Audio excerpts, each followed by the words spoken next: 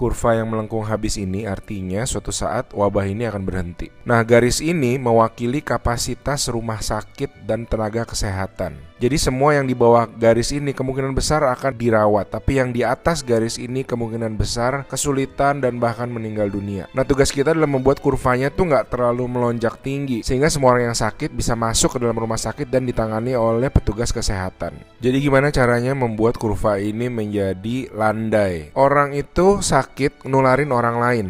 Nah, orang yang sudah sembuh, tubuhnya jadi punya imunitas, sehingga kemungkinan dia tertular lagi itu kecil atau hampir nggak ada. Sehingga caranya sebuah wabah apapun itu dari zaman dulu berhenti adalah ketika cukup banyak orang kena virusnya, lalu menjadi imun sehingga virusnya nggak bisa punya orang untuk ditularin lagi. Nah, kenapa selama ini kita perlu banget namanya social distancing atau ngejauhin diri? Animasi ini bagus banget. Ini contoh kalau semua orang bergerak bebas seperti biasa, nggak ada pikiran, semua tetap pergi konser, pergi jalan-jalan. Ini akan terjadi. Satu orang akan menularkan semua orang berbarengan, dan itu yang berbahaya. Seperti tadi kita ngelihat kurvanya ya. Pada akhirnya akan lewat dan pada akhirnya semua orang akan sembuh. Tapi karena kurvanya tinggi, banyak orang akan mati dalam prosesnya. Nah, yang terjadi di Cina dengan adanya lockdown, ditutup, membuat orang tidak sakit sekaligus berbarengan. Jadi kurvanya lebih landai kalau kalian lihat, sehingga memberi waktu untuk orang-orang menjadi sembuh dan akhirnya bisa melandaikan kurva. Nah, sekarang kita lihat kalau kita lakukan namanya social distancing, yaitu kalau nggak harus banget nggak usah pergi keluar, kalau nggak penting-penting banget nggak usah ketemu temen, nggak usah ada social function, semuanya ditunda dulu. Kita lihat apa yang terjadi.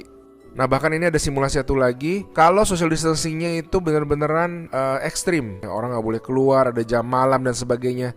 Ini yang terjadi. Kita lihat beda banget kan. Jadi ada orang yang akan tetap sakit, tapi mereka bisa masuk rumah sakit dan dirawat. Jadi teman-teman, please do your social distancing, stay at home, work from home, anywhere you can. Ada orang-orang yang nggak bisa, saya mengerti, tapi sebisa mungkin lakukanlah semuanya itu. A good way of doing it is to imagine that you do have the virus, and change your behavior so that you're not transmitting it.